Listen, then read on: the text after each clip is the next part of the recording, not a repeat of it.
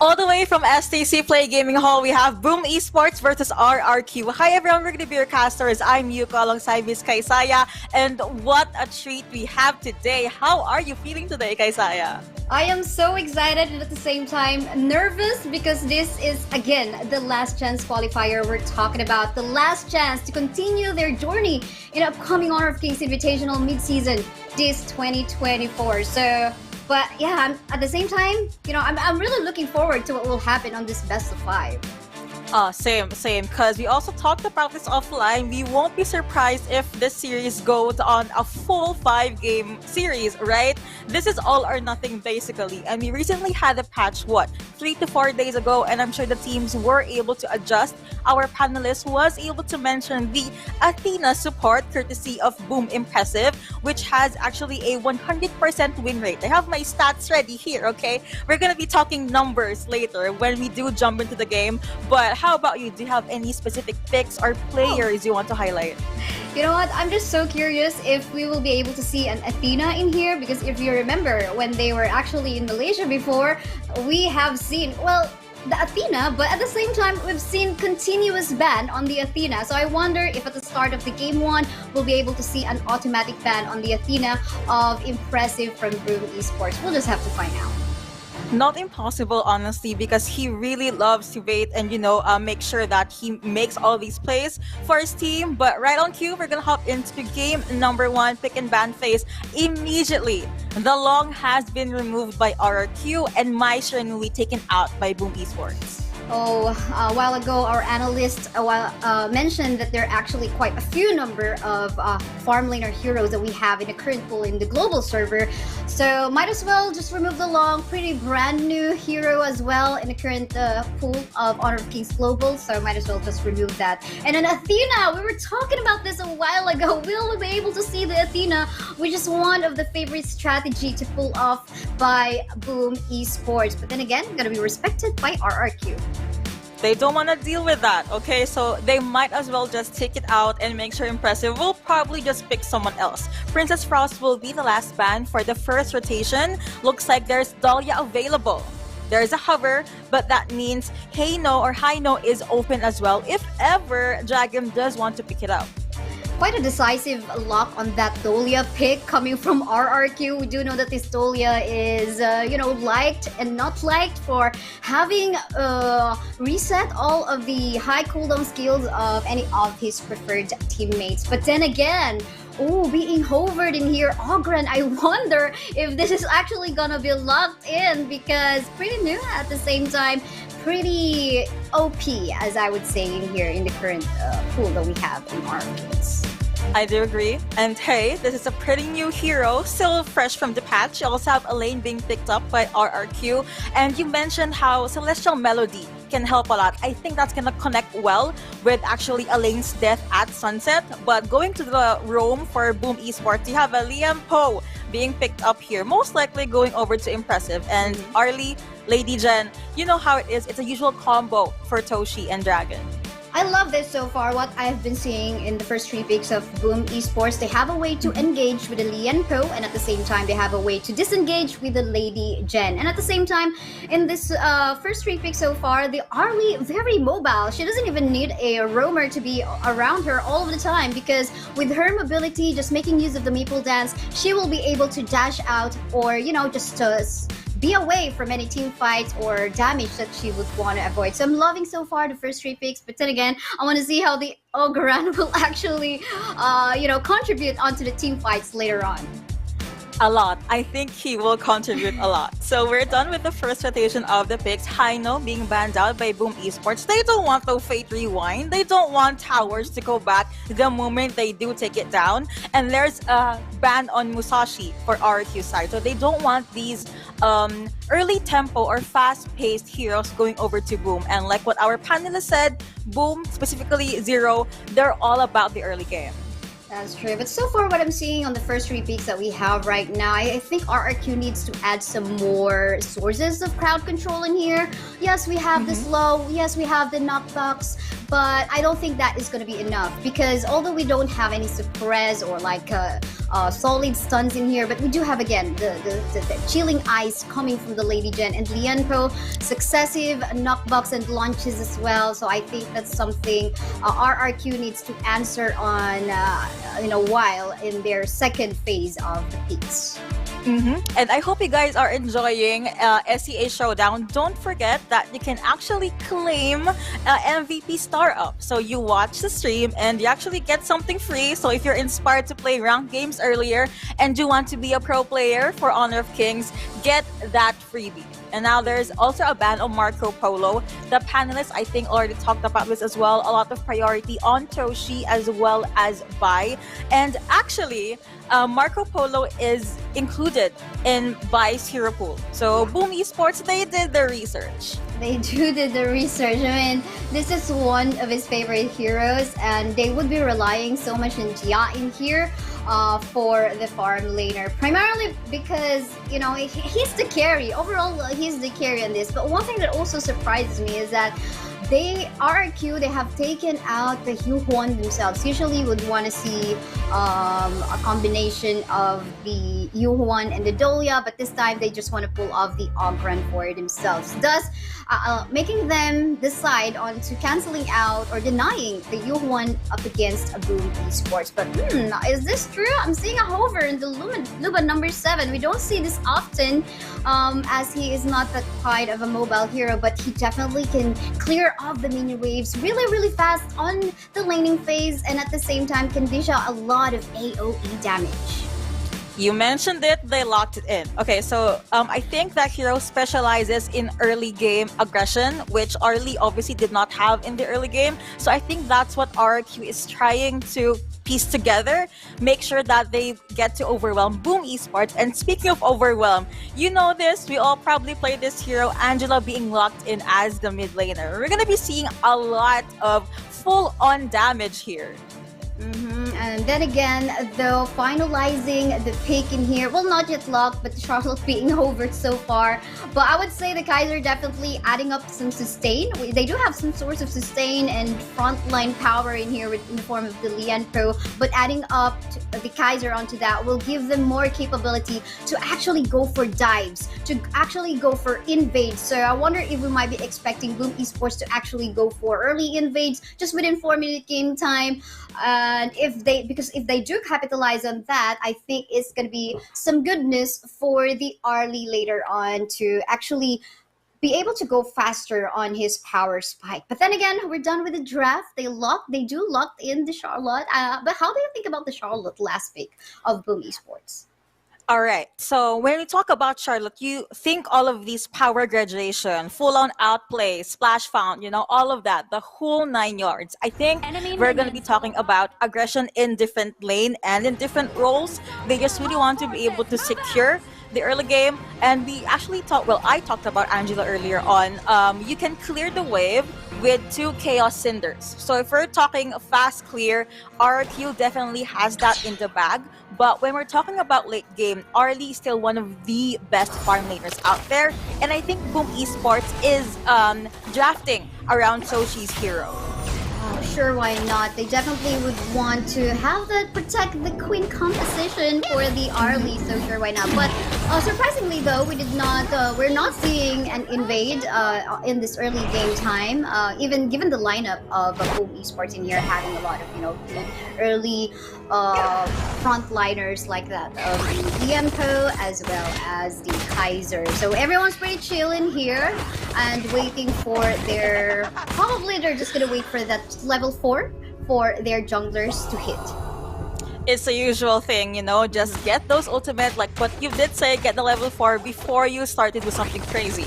Now, Kaiser has been picked up by Boom Esports. Here, I want to talk about the combo, Blade Tempest and Invisible Warrior. It's a lot of range and a lot of consistent damage that maybe they can use to possibly wither down Gia's life. That's going to be also Fierce connecting onto one. But hey, it's an Angela in the early game. They're going to be A-okay. But someone that's not okay is actually Jester. Does have the ult connecting onto one, but that's going to be G being taken down, actually being focused down rather by Gia. But so far, Bai is A-okay. A lot of good attempts, but so far no casualties. Yes, no casualty on that one. Primarily because Impressive have so decided into actually going onto the bottom lane part of the map to, have that potential kill onto Gia. Because again, Gia is actually going to be the one that RRQ is going to be relying on to in terms of their lineups. Source of damage, and at the same time, just basically the main carries. But I think there could have been a casualty from what has happened a while ago. Maybe if Impressive have gone through that river fight, but he wanted to make sure maybe trying to give that kill onto the early, but so that did not happen. Did not happen indeed, but something that also didn't push through is actually the play that 663 did. Blazing Brilliance has been popped, but they were not able to get the pick off. Good attempt, Maple Dance, like what Kaisaya did say. It's all, you know what? Arlie is mobility. Okay, in honor of Kings. If you want someone that can jump in and out of fights or clashes, this hero is definitely the one for you. Ladies and again, Ocean of Tears, all of those combo, but Clash Lane though, you usually expect a lot of jumping in and out, and Rylon Kudat is gonna be impressive, trying to take a fit into the map, blocking Nightmare's possible exit strat, but it's a no-no, so he decided to just go back under tower. What my worry about here, only on the lineup of RRQ right now, is how they're going to be locking in the type of the Arlie pick, right? Because again, their only source of hard CC in here would be, the CC of Angela, but it's not even like a suppressed type of CC, so I guess they have to figure that one out, but oof, off-cam kill, a first blood onto Dragon. Toshi! Ooh, that was a good attempt, but that is gonna be the answer for RRQ. 2-1 now on the board, and Bai still have his eyes set on Aji, but they decided to not pursue it any longer. We were just talking about the possibilities, but then for some reason, 663 said, you know what, I'm gonna get first blood.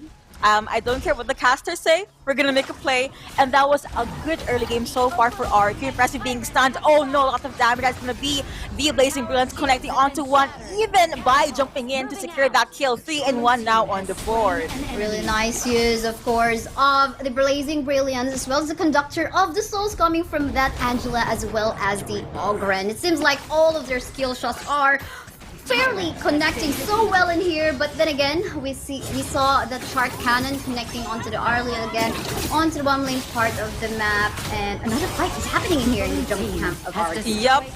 That is going to be ultimate being popped by Nightmare. Miki trying to go up in, but actually Angela got the kill onto Dragon again. Look at the combo that's been knocked back connecting, and looks like that's going to be the kill or the answer for Boom Esports. They are trying their best to even things out now. Ode is available for Jester, but I think after that little skirmish, they're going to have to let it go. Scorching Barrage being popped there as well, and Blazing Brilliance just to make sure that the wave is nowhere near the tower, mid lane tower for RRQ.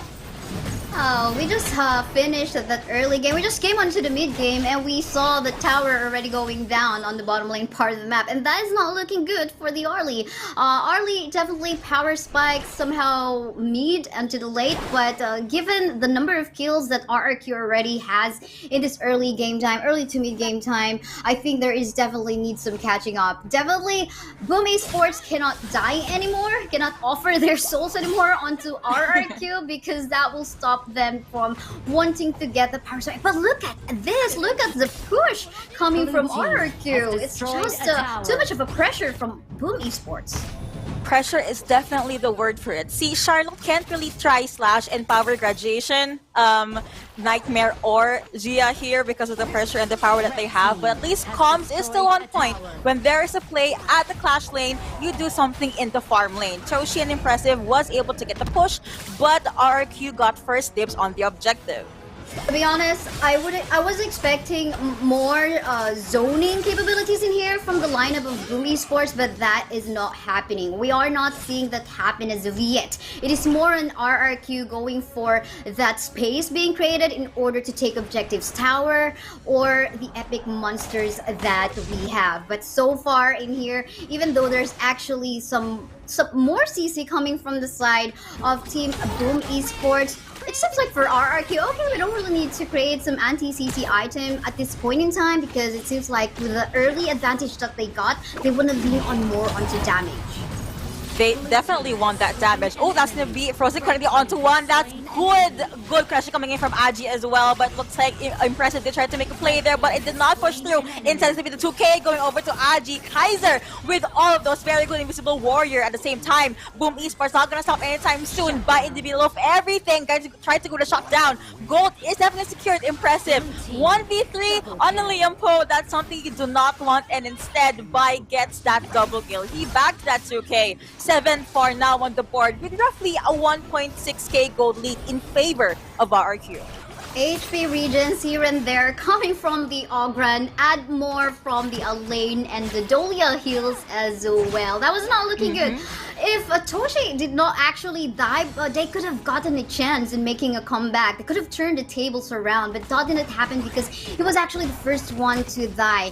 And at the same time, Luba number 7, Gia, was actually left alive, being babysitted so well by Jester F. Just able to free hit, and of course with some sort of anti-tank HP based damage, definitely impressive, as well as AJ6 will having a hard time in actually catching up on the damage coming off from Luba number 7. Man, to think that it's a lot of these micro things, making it a macro thing here in Honor of Kings. Definitely, it is making a difference. But for now, no fights, no pickoffs. I think they had enough. Okay, they tried to start a lot of fights and clashes, and they will try to make things work this time around. Again, from the 1.6k, it's now roughly a 2k gold lead in favor of RRQ. I noticed that they are the ones trying to make a play first, and let's see if they are good enough. As our panel host did say, President does jump in, connecting onto number 12, the Blazing Brilliance, connecting onto 2, onto 3, but Ladies and gets a kill onto Angela, and still the back line. You have 663 no longer there either, but Gia taking in so much damage in the front and up the back. Actually, Miki did try to dive the back line, not going well, but something that's going well is actually going over to Toshi. Was able to pop in with the Autumn Storm, gets a few kills. Now Boom Esports, I think it's safe to say they do get that luxury of jumping in and out of the fights, but killing spree being secured by Crucial Healing going over to Jester with that wave breaker. Wonder if this is done. Okay, they're gonna be separating ways for now. I'm actually happy that Toshi was actually able to catch up on that team fight, because a while ago we saw him coming from the top lane and he had to catch up on that fight. The rest of the members of Boom Esports was already actually on standby in the bushes, just waiting on potential team fight that could happen, and that did so happen, making Toshi catch up on that particular fight. Fortunately, he did, but I guess he went a little too aggressive in that fight, just dashing in, just trying to go for the potential kill and not even respecting the HP regen that the Ogran has as well. And of course, the damage and the lead that so far Luba number 7 has up against him. I like how you talked about sustained health and everything, because this Kaiser is crazy. As even jumping coming in from Boom Esports again, but of course you have the power graduation, but the kill does go over to Gia. Crucial crack control going over to Bai, and looks like Boom Esports forced to take a step back. The Clash laner is down. They do not want any more casualty. You do not definitely want any more casualties, but we've seen here both of the teams are already going for that objective. With RRQ going for this Shadow Tyrant, definitely they will have the advantage on, looking for team fights, and that is something that they might be looking for, but that's not what, or at least if Boom Esports will actually decide on that. But for Boom Esports, I like what Toshi is actually doing in here, trying to catch up in terms of the farm that he needs to match up against the damage coming from Luba number 7. So this is something, they're just trying to split something around in the map, and looks like there's a Sandris game that is about to happen.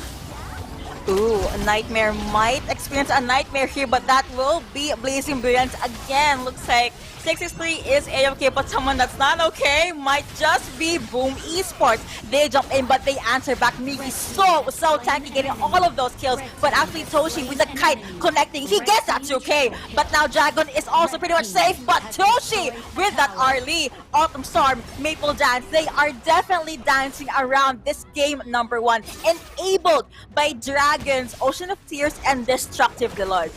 Oh, here's what we're found, where the tables have actually turned around, and this is the zone that we're actually looking for, coming from Impressive. Even though he actually has fallen down, they got the objective, which is the high ground turret. I wonder if this is gonna be it, because this is just Jester all alone in the map, and he will actually fall down. It seems like this is gonna be the end. A very fast game at almost 12-minute game time. Yuko, what a match. Is Boom Esports in a rush? Do they want to, I don't know, get dinner or eat outside? Because like what Kaisaya did say, that is a 12-13 minute game. But I also think they want to be wary of death timers, right? You have an Angela. I actually do like 663's play there. He does not hesitate to pop in with the Blazing Brilliance and with the Chaos Cinders. A lot of good combos coming in for RRQ. But I think when it did matter, that's where Boom Esports definitely stepped up. Lady Jen, I have to put emphasis on this hero. When Frost is banned, you pick up this hero because of the flowing side that stops your opponents from jumping in. You also have Destructive Deluge that has quite the range when you do pop the ultimate, and well, Ocean of Tears for the surprise factor. You might cry, but that's why it's called Ocean of Tears. But game number 1 just finished. What a way to open this best of 5. That is so true. So, surprise factor, just like what you said. And we were even actually surprised that they have suddenly turned the tables around right after that Tyrant, or rather the Shadow Overlord take, and then the focus on the lanes, because they gotta take advantage of the buff that they very much needed, and that paid it so well for them. And you know, taking advantage of the sacrificial dive coming from Impressive as well. But then again, I think our analysts will be able to say something even further from that match. Let's head back to you guys, casters. Well, again, that was a very fast 12-minute game, Yuko. Right, I believe you would so agree. Were you already that heated from that game 1? Honestly, yes. And I'm not even the player. I'm just a caster from the English stream. That's how great they really were. And I think the panelists did talk about this. Momentum is definitely a thing when it comes to these, I guess, long series. More than best of 3, it is a best of 5. And they kept on talking about the draft. So, Madam Kaisaya, is there any picks you want banned out? Or anyone you want to be picked up by RRQ? By RRQ, I think I would want to see them play the Arlie as well. I mean, Gia is again their main, their key player in here on RRQ. So I guess having them the Arlie, I want to see his potential and actually playing this hero around. And if we so that he doesn't have to be babysit by, of course, their support, which is Jester F. So I guess having them, giving them the Arlie might be an interesting choice later on for game 2. But I wonder if that will be the case. And also, by the way, Athena, I wonder if it's going to be banned again. That just interests me so much. Let's see. Anything can happen, okay? So moving on to game number 2. No sides has been switched. RQ still wants to get that first pick. Oh, okay. They immediately banned out Athena. Okay. Safe to say, we might not see Athena being picked up by Impressive. But the change though, you mentioned that RQ could pick up Arlie. The hero has been banned out by Boom Esports. Yeah, and it seems like they want to respect each other so much, and that's how competitive they are, respecting what they can play so well. Then again, in here, we're going to be seeing, again, another favorite pick of Gia in here. The Marco Polo will be banned out as well, and we see the Julia getting hovered, which, surprisingly, they really want to make this work if they locked in the Julia. Okay. I mean, you talked about this, the Wave Breaker, Celestial Melody. It's a lot of things that could go right for them. But something that we talked about offline is the Futsu and Daxiao combo. We did see it being picked up by other teams in the Esports World Cup. But now, Boom Esports, they want to give this combo a whirl. Please tell me your thoughts about this. Oh, I love this. This is gonna be super interesting. Futsu and Daxiao combo. Not only you will be able to give that hard CC up against your opponent, but at the same time you can be globally present. Of course, with the ultimate coming from the Daxiao in here, you can go for that surprise attacks up against your opponent. So I wonder how Boom Esports will be actually doing that. That will also, of course, depend on what they're going to be picking up for their farm laner and, of course, their mid laner as well. They are taking their sweet time, but let's move over to RRQ. First time we will be seeing a Jing. The mirror domain, shattered illusions, all about jumping in and out. I think if we're gonna talk about access to backlines, this is definitely your hero. Sure, why not? Access to backline in here, the lane, the Jing, so much, diving potential. So I guess Boom Esports, you definitely would want to pick a farm lane that is quite immobile in here. We have a lot of options still. We still have the latest soon. We do have the Renji as well as the Consort who can actually cleanse themselves up against, slows and CCs. So I do hope that is going to be some of their picks. A while ago, our analyst did mention that we do have quite a few number of farm laner options in here in the current server. So there will be, and we can see already 2 have been banned, so there are definitely lesser options, but for them that is not the priority. They want to go for some CCs, and I'm seeing a lot of CCs already on the lineup of Boom Esports, with Angela getting locked as well.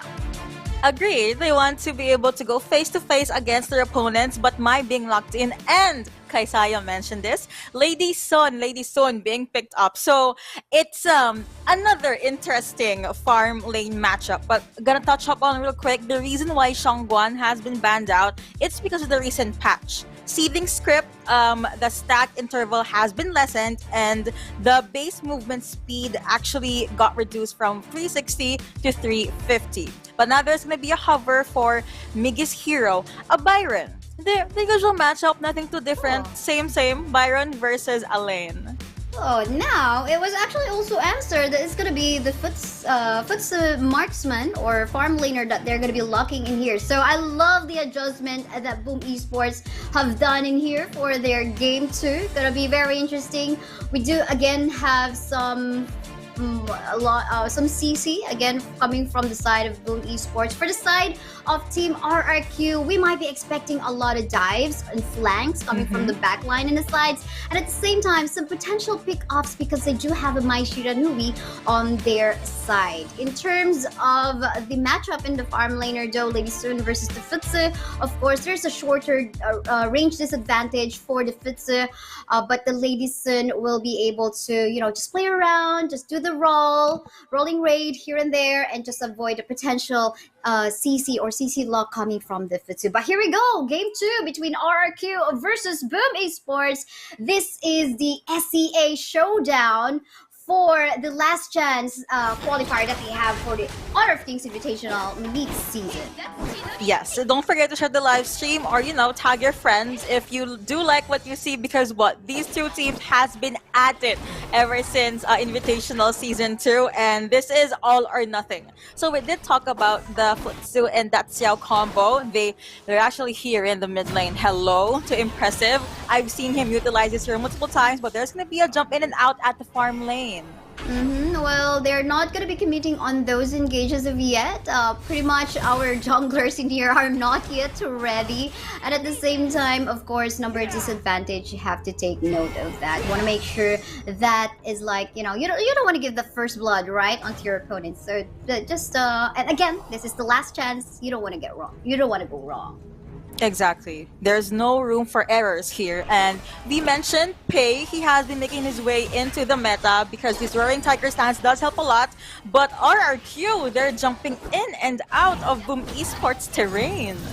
Well, RRQ, they do have that potential. Again, this is a Mai Shiranui, lots of diving potential as well coming from the Jing, so they definitely can do that. And this is what we're talking about. Something that is quite annoying from the Datsiao, Sea of Fates. You can definitely just go back onto the base to just regenerate the mana and just annoy your opponent. Okay, I'm gonna go Agreed. for the last hit kill on him, or no. Nada. Whenever they do use that, it's now you see me, now you don't. And it's very useful, honestly, with all of these team fights. But Gia does have a pretty standard and stable start for a Lady Sun. I wonder. Oh, but hold on, because the Blazing Brilliance will connect onto the Elaine. Elaine will fall down. A nightmare. Ended up having a nightmare just within 3-minute game time. Wow, there's a lot of pressure and priority definitely on the Clash lane. They really want to make sure Migi does snowball, and I think they did not. Well, the thing here is, if you are up against an Elaine, make sure that he can't do the Moonlight Flash play. And I think that is something that you could cancel if you are using Angela with the Chaos Cinders, and that's something Dragon was able to utilize. But looks like there's a lot of focus here on the farm lane. A lot of 2v2 actions, whereas the other members from different teams, they're strolling all over the map. Yes, that is so true. But it seems like everyone's just converging on the bottom part of the map already. Will there be a potential 4v4? We do still have the 52-second game time to wait for the next objective. So I guess it's now just, making sure it's going to be something that they can play safely. But there we go. We now can see the Eye of the Whirlpool calling the rest of the members of Boom Esports in here. One will fall down. Gia is, but then again, will there be even more casualties? Because they are outnumbered in here. They don't make a mistake, but then again, Jing will actually go for the mirror domain, trying to go for the target, but damage is not yet enough. But they have to take note, Migi is also here, and they will fall back. The swarm casualty will be enough for the meantime. You mentioned this the moment there is a lock in on the Daxiao, because the Whirlpool gate, but mid lane there's gonna be a play. There's definitely gonna be a play, but then again, not enough damage as if we had coming from 663 on that Mai Shiranui, and I guess they're pretty much not ready. But for the meantime, we can see this 1v2 tussle ongoing. Oh, look at that! Unfortunately, that intuition did not connect onto Toshi. that Gia, but then again, the rest of the members of RRQ will try to give that backup play for the bottom lane part of the map, and they will get the position onto the Tyrant. Been defeated. I think RQ does not want to hear my analysis. They just kept on jumping in and out of these lanes. But yeah, I think in the previous fight, Migi, Byron, Force Field Suppression, and Electrified Charge, it helped a lot to sustain and stop RRQ from making anything happen. But farm lane. Oh no, the Dolia has fallen down. Jester F, I think that is a really well played intuition and Sage Might coming from the Futsu, and of course a follow-up damage coming from the rest of the members of Boom Esports. But then again, without Jester F, definitely this Lady Sun Dia cannot actually just overextend on the bottom lane part of the map, but it seems like bye. Gotta be diving onto here. Will there be an ultimate coming in? Mirror Domain it is. Gonna be killing down 2 members from the side of Boom Esports, and that is the payback. They should have expected that, I suppose. Shattered illusions definitely shattered any plan of Boom Esports to make a play down at the farm lane. You mentioned this mirror domain was used beautifully by Bai, and that is how you use a Jing. And well, Toshi was not able to utilize the hero so much. As you can see, sila some LD being popped just so this Gia can maybe jump in again with the Lady Sun. Already has ultimate shell available. Oh, look at that. Elaine did actually cancel the teleport of the Byron from No that teleport. part. Yeah, no teleport for you're not going to be backing up your teammates down bottom part of the map. But it seems like there is a backup incoming from Dragon. Look at the Blazing Brilliance connecting somehow. But then again, this is a very mobile Jing. Had to make use of his mirror domain to actually be saved from that potential death from the Angel. I love how he actually, did not overthink about having to use that. But then again, we have a fight ongoing onto the bottom lane part of the map. It is a 3v3 situation in here. Look at that Elaine Death at Sunset being used. But then again, the Futsu will fall down onto the burst damage coming up from 663's Mai Shiranui. We saw the attempt, he showed Ryu engine, but we also did see the teleport being used by Impressive just to make sure that Soshi is gonna be a-okay, but he did go 6 feet underground because of that. So I think it's safe to say this is the closest early game so far. Oh, you're all alone in there. No one is actually so strong up against 3 members going from Boom Esports. He had to make use of the mirror domain. I thought he would be escaping, but he tried to go for a kill. Then again, to Noah 4. But for the meantime, you can see Death at Sunset being used already. However, one tower will fall down on the bottom part of the map. Hey, will actually kill off the Midseason. There goes the chase. Nightmare trying to survive. Will be able to get some HP regen to Noah 4 though, as he will fall down as well. And there goes the potential for a tower push from Boom Esports. 3 words. Leaping Tiger stands. The jungler from Boom Esports made that happen.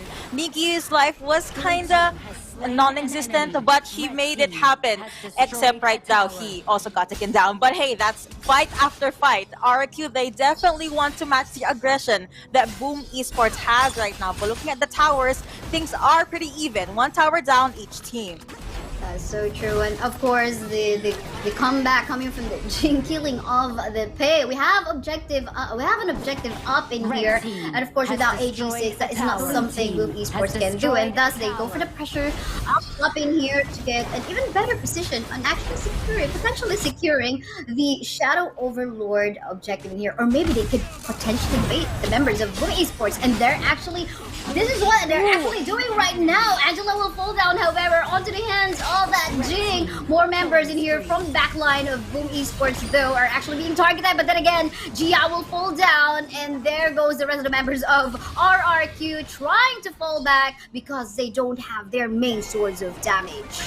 Did you see that? 663 Chohisatsu Shinobi Bachi was used just to cancel the Blazing Brilliance of Dragon. You have the farm laner down, you have the mid laner down. I think that's an even trade because they're damage dealers. They want to be safe, but no one is really safe if you have a Pei and you have a Jing in Honor of Kings, right? So I really love the adjustment that RRQ did, and it looks like Boom Esports, they're holding on to what they can while making sure that Soshi and Impressive are safe. Hello! Hello, yes indeed. Here we go again with another mirror domain, killing off the Futsu in there. Not enough backup, not enough members coming from the side of Boom Esports in here. They weren't able to utilize, of course, the ultimate, the Eye of the Whirlpool coming from the Datsiao. But then again, objective, will this be actually secured? No, still unfortunately coming from RRQ, but there goes the chase. A lane trying to hit the back line, but then again, on the mid lane part of the map, we can see Jing trying to target one member from the side of Boom Esports. To no afford though, because again, thank you to the teleport. Sea of Fate coming from the Datsiao. However, the tower will fall down into the mid. Everything, everywhere, all at once, and I love it because that means they are thinking maybe they're thinking 2 to 3 steps ahead. They want to be able to make pickups. They want to make sure RRQ is busy as Soshi and Impressive make some play the clash lane, but there's gonna be a play here. Uh-oh, look at the damage coming from Gia in here, just bursting down the life of a dragon. But for the side of Boom Esports, even though we have fights ongoing here onto the middle lane, there is of course a counter objective in here, a focus onto the top coming from the side of Boom Esports. But then again, is this Gia still going for the potential chase onto Migi? Nope, he will just try to go for the clear on the minion wave in the mid. And then we have, of course, Nightmare gonna go for that defense onto the top side. I wonder if he's actually going to be able to survive this one because no, actually he'll be successful, but it's just of course Datsiao as well as of course Futsu respecting the lane. A defense is a defense nonetheless. At least he was able to clear the wave and he would take that win every time. So far I'm seeing a lot of good things happening to Lady Sun, to Gia. I mean, of course, Ultimate Shell and Frag Grenade is starting to hurt a lot. So maybe that's something Migi would want to be wary of because he is usually the one in the front line along as well as G6. But Dragon, he's too soft, okay? He really should be positioning better. No, look at that knockback coming from Midseason, but then again he will fall down onto the hands of Migi. Lady said no more into the map. 2 members remaining from the side of RRQ right now. The rest of them try to back away. Oh, look at that Nightmare will also fall down now. It's just but and there might be the chase. Then again, the Daxiao has that movement speed buff, and he's gonna go for the knock-up, but then again, I think bye. You have to back away. You're all alone. It is gonna be a 3v1 situation if so in case. Yeah, that's not something you'd want, but Whirlpool Gate has been activated here. Oh, here we go! Just like what we have mentioned, I thought he would actually be backing away, but he decided to just try to dive in. I think there is a potential tilt happening already at this point in time, 12-minute game time, but this is not a good one. They lost the jungle, they don't have the smite for this vital objective in the game. And another thing, they are really withering down the life of this objective. So it's a lot of things going so well for Boom Esports. The only thing I can see right now is Nightmare. He really has to focus down on Miki because what Electrified Charge on a Byron around 13 minutes, it's scary, okay, especially if they do want to focus down on Dahlia, but I do see a lot of priority on Gia and 663, so that's what Boom Esports is doing right now. On top of this Futsu Daxiao combo, just, you know, keep on pushing the towers, keep on making sure that you give space for your teammates. They're hiding in the bush though, don't tell anyone. They do not exist. They're trying to make a surprise attack, possibly. But so far, Boom Esports, I have to say, their team fight is a lot more better this time around. That's so true, but then again, here goes the fight that we are actually expecting. 4v2 situation. We can see the Eye of the Whirlpool already has been used, but the Dacia will fall down. But there are some members of Team Boom Esports actually already in here dishing a lot of damage. Oh, look at this CC coming from Miggy!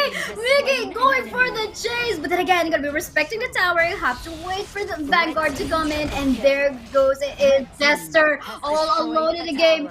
He is a lone survivor once more. Is this a deja vu? Because this seems like it is. The Blazing Brilliance will connect, and there goes game 2. And congratulations to Boom Esports winning that round. Another ace. Guys, I mentioned this. Nightmare, he had to focus on Miggy. It's like Boom Esports could hear me cast all the way here in the Philippines. So he is so good with this Byron, and like what I've said, they have a lot on priority on the damage dealers. There was a good attempt from Jester. He did pop in Ode, but you can't really push back a Byron. He would just chase you down, jump in, Storm Strike. It's a situation you do not want to be in, but that has been game number 2. Objective, macro, and micro. I think it really just went well onto Boom Esports. The picks, the draft, they made all of that happen. And with that in mind, they now have the series lead 2-0. They only need one more game to stay there in Riyadh. It's just a match point. Are we seeing it for real? This is very surprising. But then again, we have the reverse sweep, what we're talking about, right? So there's still hope for the fans of RRQ in here.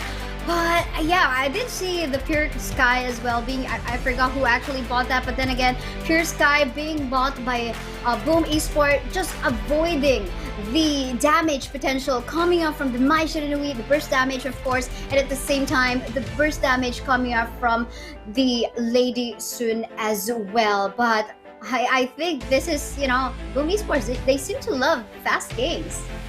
Exactly. You know, we always talk about the Whirlpool Gate being enabled here by Impressive, but I also forgot the Blazing Brilliance from Dragon on this Angela. Imagine jumping in a different lane only to use your ultimate with such damage. There's a lot of things that happen so well in favor of Boom Esports. We're going to be throwing it to our analysts so they can break down the game. Thank you so much, guys. That was, again, a really fast victory coming through from Boom. That one felt a little bit more like what we expected from the draft, and they carried that straight on through. We were talking about the global presence a lot during that game behind the scenes. Zero, just walk me through how that impacted the course of that game. I mean, that just created so much chaos, as well as just created so much map pressure for the side of Boom. Like RRQ, they constantly had to defend against those two, the Fuzu and the Tachao, just split pushing on towards the side lanes. And you know, you can never know how are they gonna react. If you're gonna send one player to defend, then they're gonna take you. They're gonna fight you on. If you're gonna put more players, then they're either gonna back off with with the Daqiao, or use her ultimate to bring the rest of the team who is continuously farming across the map. So that's how, you know, with these two heroes, with this cheesier draft that we were talking about, how Boom like to go for these cheesy drafts, they went for it. They allowed their heroes to continuously out-farm their opponents and use that network to their advantage. Coco, do you think this is a style that can be countered in RRQ's next attempt at the draft or in the gameplay? Where do you think they need to address that? Yeah, I think for me, there's just about the gameplay, about the farming in the early stage, but once it becomes into the team fight, they cannot stand that long against the Boom Esports. So you think that they need to just find vulnerabilities in other ways, not within that team fight? Yes, because once Daqiao just the ult and just calling all the teammates into the team fight, it will be a problem for them, because somehow they may be like not 4 or 5 players in that place, and it could be like 5v4 for Boom against RRQ. Yeah, the way that they were able to just manipulate the engagements to their advantage just repeatedly. You know, it's like, oh, they've got a cool collapse over towards the farm lane, right? Like they've got 4-on-2. Oh no, wait, the rest of the team's actually here as well. Zero, that was, again, very, very fast. Is this, do you think, a death bell coming in for RRQ? Do you think that's going to break their mental? Or do you think that they've got something more that they can bring? Are you expecting them to be able to come back from this? I mean, they have to, you know, wring out everything they have. They have to start pulling rabbits out of their hats at this point, because it is a match point for them. If they lose one more, then they're out of the Esports World Cup. So, you know, we did see RRQ, as always, their laning stage was phenomenal. But the moment it reached that mid-game stage, mistakes starts to happen. Boom Esports seems to be able to get more across the map. And like what Coco was talking about, these team fights, they never seem to go in the favor of RRQ. It was the same way in game number 1, and game number 2 is no different at all, despite how well of a laning stage that RRQ had in the second game.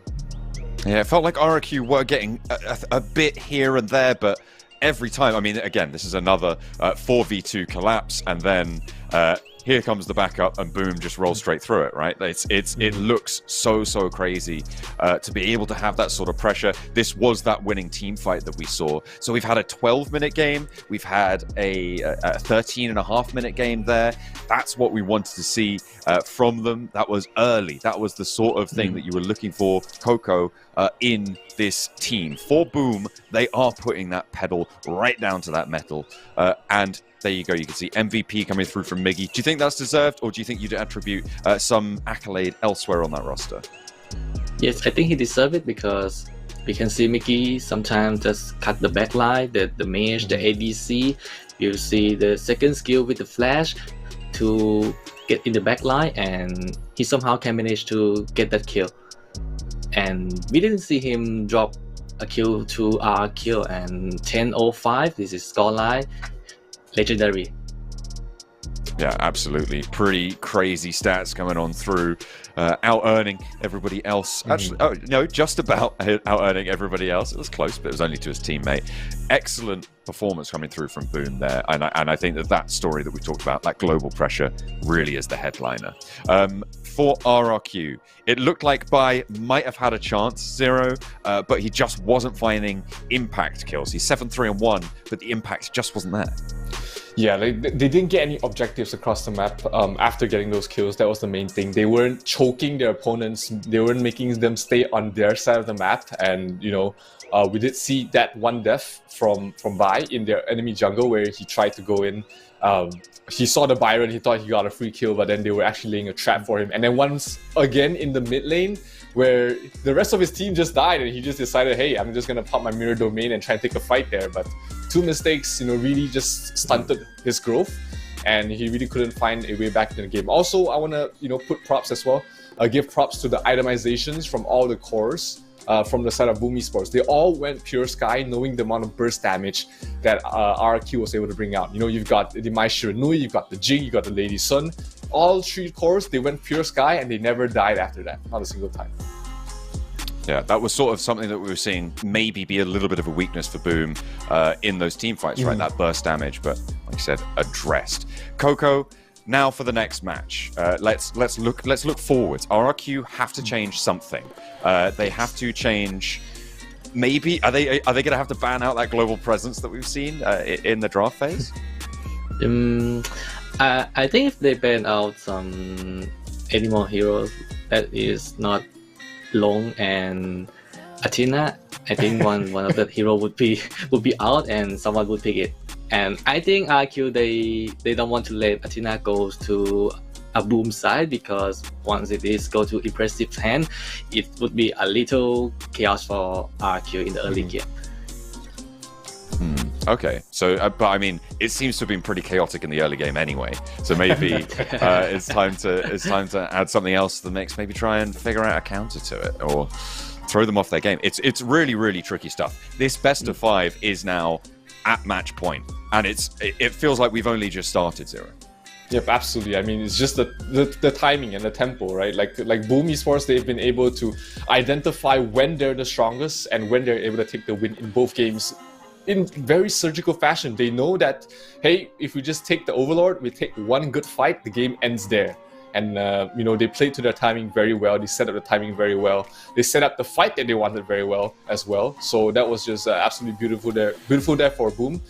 Early game has still been seen issues on both ends, but if Boom is able to continue on with what seems to be just superior game knowledge in terms of the macro strategy, then we might be in for a very fast series. But if RRQ is able to find an answer for all of that, then maybe they have another shot for the last slot in the Esports World Cup. Do you think, Coco, based on these first 2 matches, that Boom are a team that could progress pretty deep into the Esports World Cup tournament if they're able to win out this next match? Do you think that this is something that would work at that stage, or do you think this is something that's tailored to RRQ? I think they can go a little bit further than this for Boom Esports, and actually they just play only 2 compositions that we just saw in these 2 games, but their knowledge with this composition is really deep, and they can understand these heroes really well. So the other teams, the enemy teams, need to do some much homework to counter Boom Esports in the next stage. Interesting. Well, that's if they get there first, because RRQ obviously still have got a chance in this thing. Hopefully they'll be able to stand tall, because it wasn't too long ago where we were saying, oh yeah, we think this can go the distance, we think this can go to 5 matches. Right now, if I'm an RRQ fan, I'm pretty scared for their tournament lives at this point. Zero, are you thinking that it's are you feeling scared for them, or do you think that they've got a little more power, maybe a counter to that global presence, that pressure, that macro style? I think they have to play a bit. They have to draft a little bit more well-rounded in terms of just covering everything. But so far, that's the biggest weakness I've seen so far, and it's really been just causing those snowballs. But hey, their coach is very experienced. You got C Shuai, he played in KPL. He's coached multiple teams previously as well. So this is the chance for him to really showcase what he's got to the rest of the world. Absolutely. Well, let's take a look at what they have got. RRQ have one more chance to fend off Boom, or they will not make it to the Esports World Cup. Boom, can you do it? Let's head back over to the casters. You know what? I think they can, to answer what our panel host did ask. But hi, we're going to be casters again. I'm Yuko alongside Miss Kaysaya. Possibly the last game, but hey, if you are a fan of Rex Regum Kwan, do not falter. Do not fear, because I'm sure your team still has something in the ball for us. Like what Zero said, if they have any more bunnies, any more rabbits in their hats, they really need to pull it out. But Kaysaya, walk me through this. What could RRQ do? Maybe they're just warming up. We wouldn't know. Maybe it's just a warm-up for them, and they want to show off in this Game 3 how powerful and how prepared they are. But of course, they want it the difficult routes, But let's head on to the draft. Let's find if there's going to be finally an Athena in here, or maybe an Arlie for RRQ as well, or, the respect on the Dacia again. But they pretty much answered us very quickly. Athena is back. No Athena, no Long Still, and no Marco Polo. And again, to the viewers out there, don't forget that you can log in to claim an MVP star up. So you enjoy the matches, you enjoy this best of 5, and after this, if you're feeling inspired, you think you can get that MVP title, we definitely have the MVP star up hard for you. But yeah, now we're waiting at the second ban rather for RRQ side. No Arlie.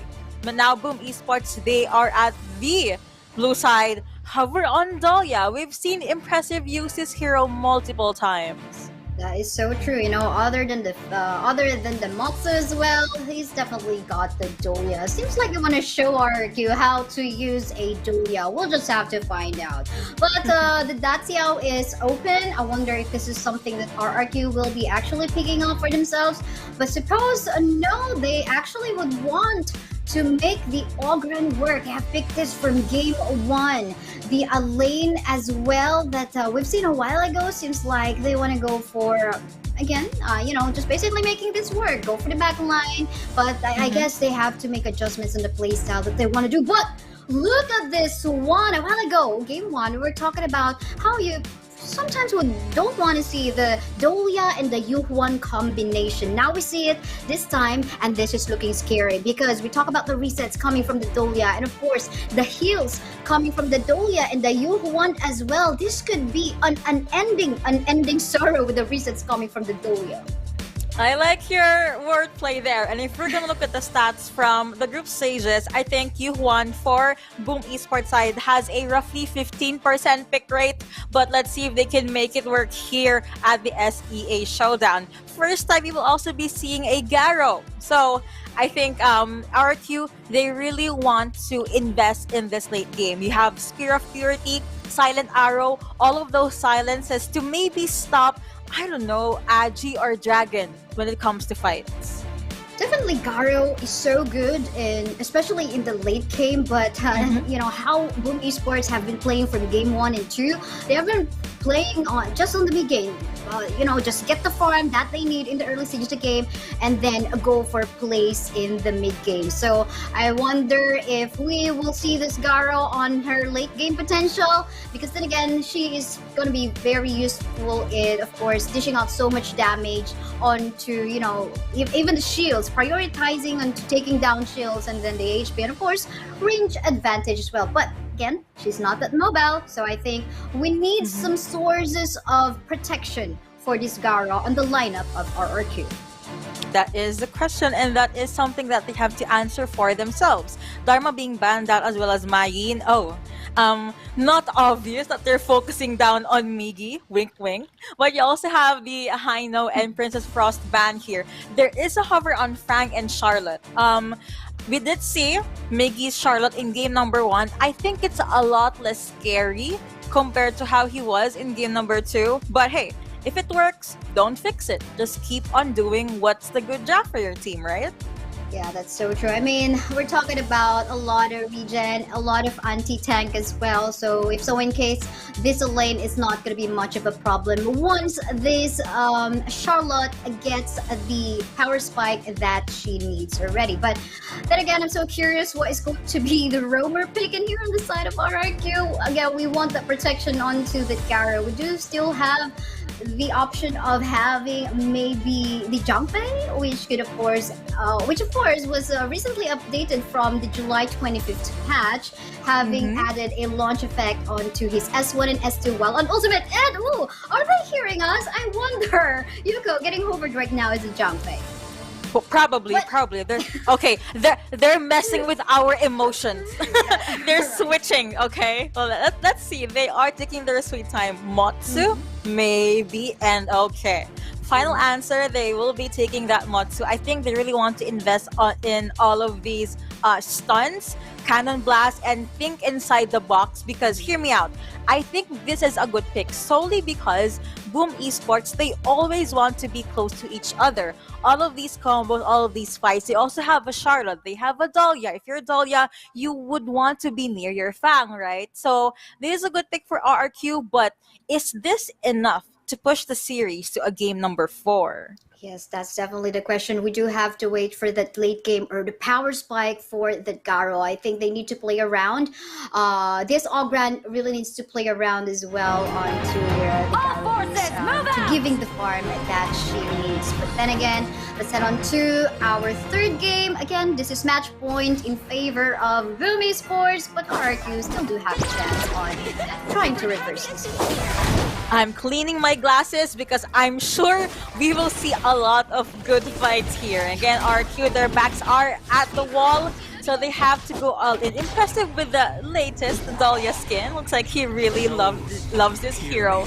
But yeah, the usual ode in the mid game to clear all of that. And the Ocean of Tears did connect on the two, but someone that's connecting right now is actually Impressive and Toshi. No flash for this Garo in the early game. 120 seconds that this hero is immobile and you can actually jump in under turret. This is what we're talking about. They could just bully this Garo all around, although she's got the range advantage. If we're talking about hard CC and of course the knockbacks as well, or the launch as well, you know, early game time without the power spike coming from Gia's Garo, he could be on a dangerous position, definitely. And you know what? If you do have this hero, you would want to be very worried on where you do stay. At the very least, you have a Mai Shiranui that can just slide in, catch your send, and make sure that your opponents are far from where you are. But someone that's near their opponent is actually Aji again on this Yuhuan, making sure they can constantly apply pressure on this clash lane.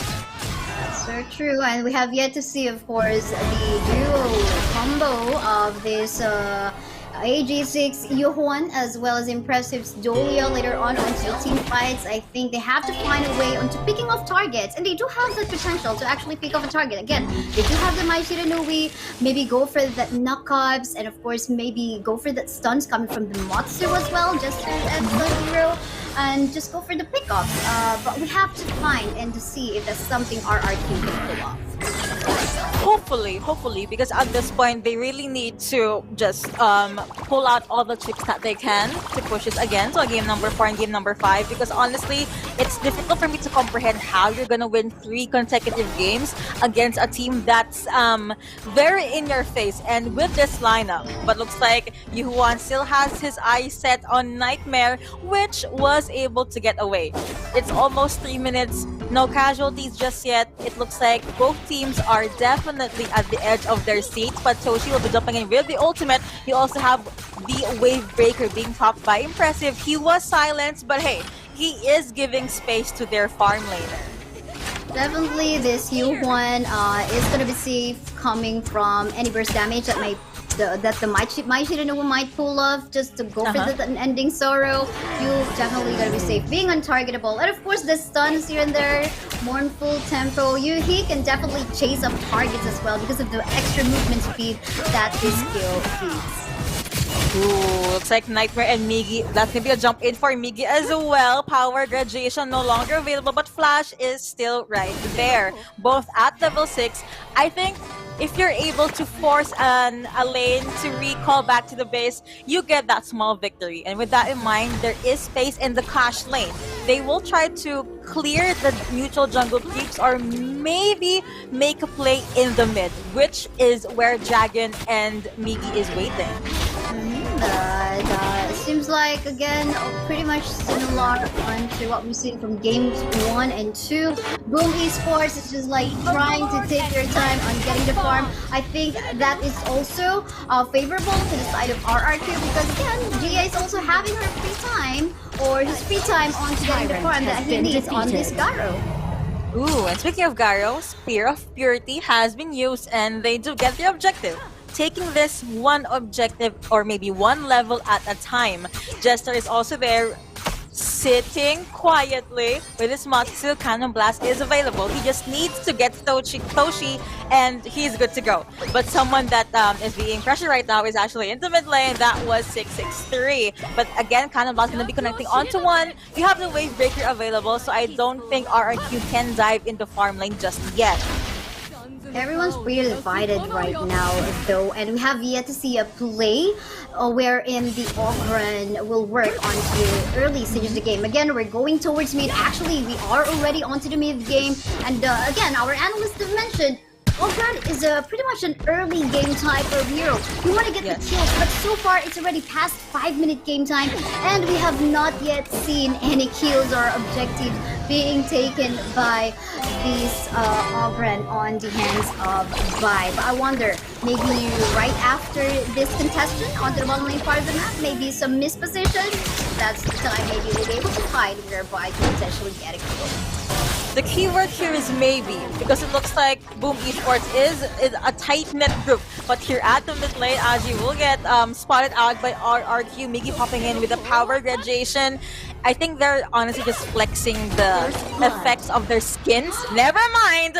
Effect has been made possible. First blood going over to Toshi, going over to Boom Esports, and that is how you do it in the early game with a Fang and with a Dahlia. Definitely, Fang, very mobile, can definitely chase targets as well, and at the same time, he has some source of true damage from his passive going undercover, and at the same time, of course, the AoE explosion that he's got from the marks as well. But for the meantime, seems like everyone's just gonna calm down, except for the top lane that we have, Miggy and You know what? It's endless fight between these two Clash laners. See, Miggy is even jumping within the turret range. He does not care.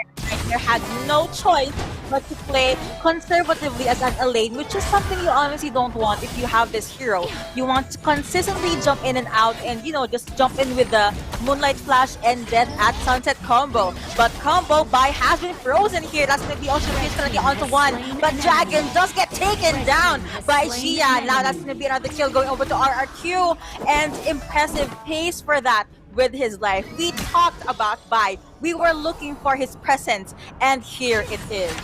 Oh, definitely would want that. And of course, that was Gia free hitting from the back line. Definitely Boom Esports got caught off guard onto the middle lane part of the map. We did see the rest of the members of Boom Esports was not actually in there, so they were actually like, okay, we were lacking members. They do not have this time the global presence, just like from game 2. Apparently, they cannot do that kind of play style again. Instead of just like catching, instead they could just like catch up, but they weren't able to do so, and thus the free hit coming from Gia, and they do get the tower onto the bottom lane as well, and this is looking good so far for RRQ because they're getting some gold and farm for their carry.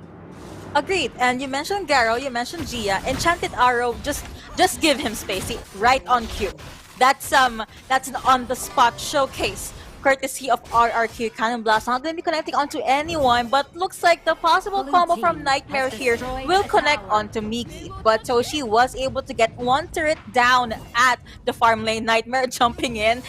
He really wants this kill, man. But Miggy again with the sidestep, making sure I will not get stunned by this Matsu. But it looks like his turret was compromised because he got taken down by Gia. The longer they wait, the more space RRQ has in this match point. Well, you gotta love the cross-map play Boom Esports just did onto the bottom lane part of the map. However, we see this objective take coming from RRQ. Potential fight that might happen again somewhere into the riverside. So I love how they are actually going for objectives after objective. But potential fight may happen right now. Ooh, that will be Flowing Sai used by Dragon, but that's going to be the ultimate being popped by Toshi. Jester taking so much damage. Again, you have Silent Arrow being popped, and Boom Esports, they could not even go near the turret unless they did dive, and they do. But looks like RQ, they might be ready unless they have to let go of this turret, and they do. Boom Esports, they got what they want. They got the turret. There's no need to fight, honestly. That's true, and there we're pretty much safe. Just getting all of those heals, both coming from Dolia as well as Q1. You know, we have got the Wave Breaker, and at the same time, we've got the heals, of course, the Unending Sorrow coming from U1 as well. But then again, 26k and 26k still pretty equal. I think for the side of RRQ, we just have to find that moment wherein, again, they could pick up a target. Again, they do have the Matsu, could just like spam his Cannon Blast, get the potential target, and then follow that, but pick off that the Maishiro Wicked too. But all of thought, because we might potentially see another fight that could happen. Ooh, Yuhuan made things happen, but Gia was very, very low. And while chaos is happening onto the left side, Toshi on this Fang is like, okay, I'm just gonna take this turret, thank you, and good. I bid you. Oh, it has been popped as well, and Impressive was able to give space for Boom Esports. If earlier they were the ones that is in a pickle, right now I feel like RRQ, they're the ones with so much questions in their heads. Questions that cannot be answered unless they see a boom from Boom Esports. And right on cue, objective being taken again. Miggy jumping in, has his eyes set onto Jester, and Dragon was able to finish that kill off. Combo after combo, courtesy of Boom Esports. Toshi jumping in with the ulti, but he's very, very low. Impressive gets taken down. Bye-bye as well. Goodbye, Impressive. But now here comes Nightmare. Will this be a daydream or a nightmare? But looks like you have Death Assassin being popped, the shield, the sustain. But Boom Esports, they want more damage. Jumping in as well. The kill does go over to Yuan. 4 and 3 now on the board, 11 minutes in. We are so happy with Garo free hitting already, killing off some members from the side of Boom Esports. But then again, if we talk about sustain, there's just a lot coming from the side of Boom. Again, Hyuhwan and Dolia combo, can't get enough of that. But then again, add to that the power coming from Fang. But HoK fight still ongoing here onto the mid. Will they get another one? Okay, I go back to my analysis. Fang, we're talking about Fang. Definitely Fang making use of his Blade Storm as well to zone out targets, right? So there's just a lot of zoning potential coming from Boom Esports as well, together with the U1 stuns as well. But here we go, potential fight that could happen again. Aji at the back line, Boom Esports at the front. That's gonna be the Cannonballs connecting onto one, but looks like Ode has been used as well. Aji the first one to say goodbye, and turrets are falling down. But Boom Esports, they want to go with the disciplined play. Their jungler is down. They're no longer gonna overstay. They're welcome. Blade Storm is a good, I guess, option for Toshi, but Boom Esports, they're not gonna fight unless they are complete. They need that those Thanos stones, I guess, before they can make something happen. But Dragon is making something happen. Lady Jen now on the rampage. Oh, definitely. You know, you would hate to get all of those passives. 3 stacks of Frozen Touch. You are definitely gonna get more damage coming from the Lady Jin, as well as you are gonna get Priest. This is the time you would want to build some itemization for you to be safe from magic damage, such as the Succubus Cloak. So I wonder if that's something RRQ already has in their itemization, because again, this is so much damage output already coming from Boom. We get that later once the panel does analyze the itemizations and all those highlights. And for now, see? Impressive. He's very, very aggressive on this Dahlia wave breaker, connecting onto the old, but looks like he's out of skills. Connecting. Looks like he does not care. Actually, already in the back line, but Nikki does pay for that with his life. Doesn't matter. Turret down. There is a hole now on the base of RRQ. Ajin in front. Dragon is very, very low, even though he does have flowing Sai. I don't think this is a fight Boom Esports could pick, but if their aim was to open up the base of RRQ, they made it happen. Aji again getting all that damage onto Jester. The Motsu forced to go back, and now you have by the front line. 2 already frozen, actually. But Boom Esports, they do get that kill. Dragon immaculate on this, ladies, and Ocean of Tears, flowing side, definitely made RRQ side. And the destructive, the Lodge is truly destructive. And they're not backing down. I feel like you guys should chill and take a step back so Kaysaya can go with her analysis. Definitely, but we can see that, you know, 2 of the lanes on the side of Arc, they're already open. Super minions are going to be going down in their suit. And at the same time, magic damage coming from U1 as well, taking advantage of the passive Poignant Melodies, wherein she could get more, rather the Mournful Tempo, getting more damage up against the opponent once she casts that skill. But here we go with the power spike already of 5k gold lead. We are already onto the late game, wherein it is going to be very difficult for Ogren unless he has actually built the, tanky item for him. But of course, with that, they're going to be relying on just the damage coming from the Garo, if Garo will be staying alive. But here we go with the fight. That will be Elaine popping in with this at Sunset, but the people are dying are actually RRQ. Gets a kill onto one, so she goes 6 feet underground. But now all these frozen are connecting. Dragon made it out alive with just the skin of his teeth, but still 2 heroes down, trading onto one for Boom Esports. Adi in the front, Mickey at the back, and they are focusing down on the turret. Mickey again, Charlotte, power graduation, tri-slash, gets all of those kills, and Old being popped as well. Boom Esports, they are here to win, and they are here to join the Esports World Cup for Honor of King. Wow! Miggy, did you see all those dive plays coming from Miggy onto the backline? He doesn't care. He just wants to dive in and go for the target onto the backline and, just delete the main source of damage like that of the Garo and Mai Shiranui from the map in such a way there is going to be the free hit coming from the Fang. But then again, you mentioned it already, Boom Esports will continue their journey in the upcoming Honor of Kings Invitational mid-season this year. Wow. Beautiful, beautiful best of 5. And we did see Rex Wagumkwon do what they can. They draft accordingly. They even try to really invest in the early game. But I think when it comes down to the split-second decisions, Boom Esports was definitely ahead. You saw it with Miggy. You saw it with Aj. You even saw it with Dragon in game number 3. His lane then definitely stepped up. Who wouldn't be stepping up, of course, with lots of heals for you as a backup on that one. But yeah, I mean, they have the way to engage. They do have the way to disengage with this Lady Jen. They're actually overall balanced in their composition and how they're gonna play it. They have the source of damage mainly coming from the Fang, and of course, so much sustain with the heals from the U1 and Idolia combo. And at the same time, Charlotte herself can sustain for even though she's alone, right, in his own lane, and at the same time, even trying to go for the dive onto the back line. So I think overall, Boom Esports really played their draft so well. If anything, Miggy definitely went all in for game number 2 and game number 3. He was consistently winning in his lane, even though he was up against a lane, a hero that you would honestly expect that very aggressive, will try to go up against a Byron. But I think that's just it. We see all of these skill matchups, we see all of these stats, but at the end of the day, only one team will get that victory. And I already mentioned this, but the Fang and Dahlia pickup was very good. Blade Storm has a 30 or 27 second cooldown with Celestial Melody. That's 0.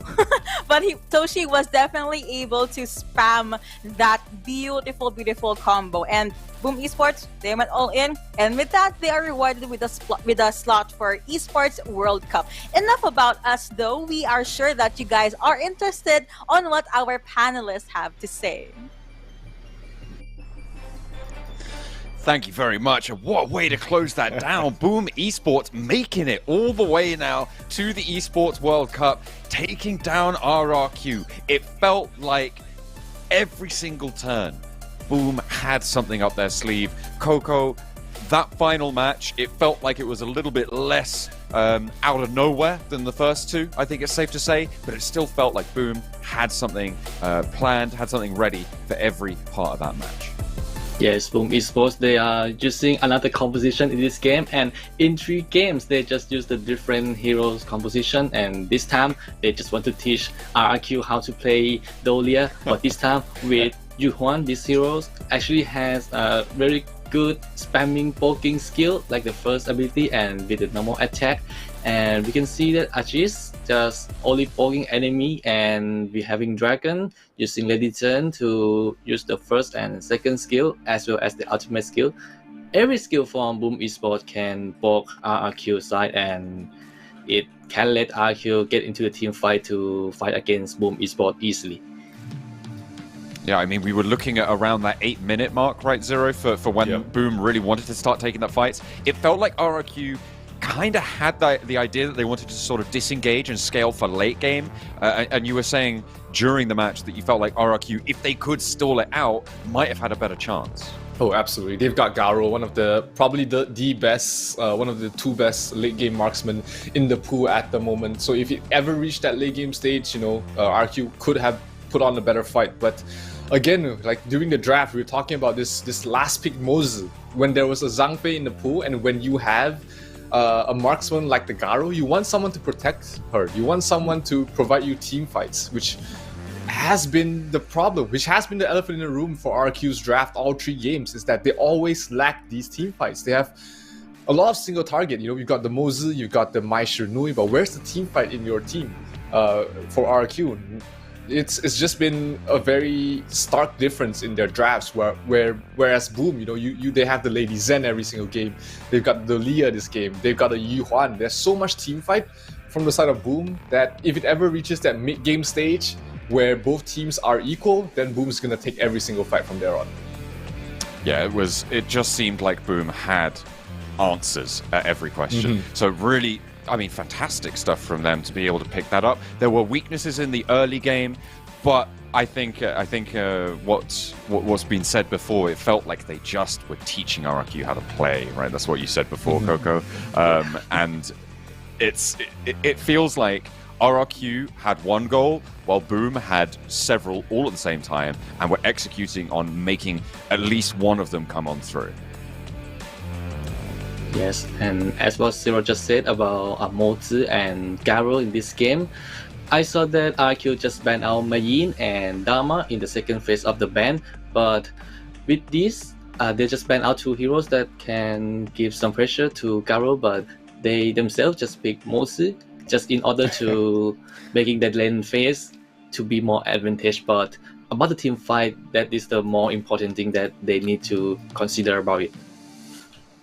I mean, I can't remember which one of you it was that when we were watching the draft and when Motsu got picked, it was like, oh, well, that's GG, it's 3-0. That sounds like a me. That sounds like a me thing to do. I feel like that's something, I feel like that might have been 0. But it obviously just didn't work out. They were obviously trying to keep that range, keep that pressure, keep that poke. Didn't really have anything else that it could do. So they didn't play to their win condition in that situation. And because of that, Boom have managed to make their way forwards. Now, we spoke about it a little bit earlier, but let's turn our attention to the future, because Boom have now got 11 other teams to worry about, right? Over in the Invitational tournament that they've now secured their spot to, the last team to be able to secure that. Zero, do you think that they can go all the way? Or if not, who do you think their main rival is going to be going into that tournament if you've looked through some of those teams going into this next stage? I mean, if you look at the groups, they've got a tough group ahead of them. They've got the KPL Dream Team in the same group. They've got Falcons. They've got Weibo in the same group. That is a scary group to be in, and you never want to be in that situation. In this group where sure, the top 4 of the group moves on, but looking at just the competition, I mean, they have to take at least a couple of maps away from those top teams, or else they'll be fighting to avoid the relegation against with Loops as well as All Gamers Global. Interesting. I think that it's going to be, well, they didn't fare too well, right? Back in season 2. Well, they did okay, but they didn't manage to get that direct qualification spot. Do you think that they're going to be able to do better against those teams, Coco? Because that really is that challenge. If you've looked at those groups, similar question to what I asked Zero there, do you think that they're going to have a good chance in that group? Yeah, they have some chance, but I think this group is really tough. Exactly. And actually the many teams in this group, like KPL Dream Team and Weibo from Malaysia, they are exactly strong as we think. And the 2 opponents that they need to see as well are AG and Loops, which are a bit scary, because in the previous round of the Invitational series, AG didn't make it to the first place, but it was Loop from Brazil. And I think Boom Esports, they need to get prepared a lot in order to counter those opponents in the next round. And they just have only 2 days left before the main event starts, because today is 30th July already, and next 2 days is the 1st of August.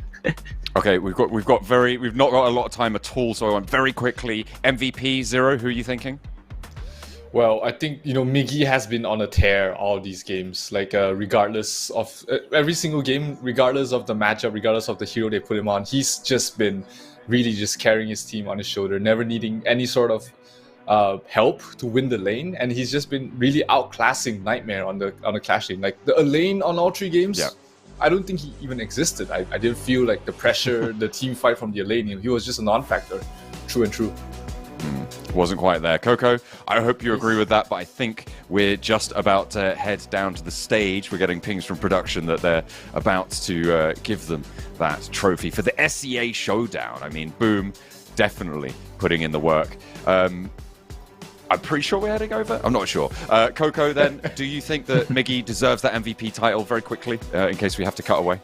Yes, he deserved that. And this is Excellent. my All right. shot word. There you go. Perfect analysis coming through from you guys. It's been such a blast coming into this game. Honor of Kings actually is going to be such an exciting week to come up in the Esports World Cup, so make sure you guys stay tuned. But the SEA Showdown has now concluded. It was Boom to be able to take a 3-0 in quite a dramatic fashion. Let's head down to the stage.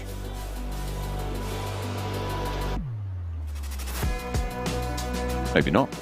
Maybe we're still here. I think we are. I think we're supposed to keep talking until the stage shows up here. Okay, John. yeah, okay. No. I'll tell you what, let's actually go down to the stage now, because it is time to put Boom in the spotlight.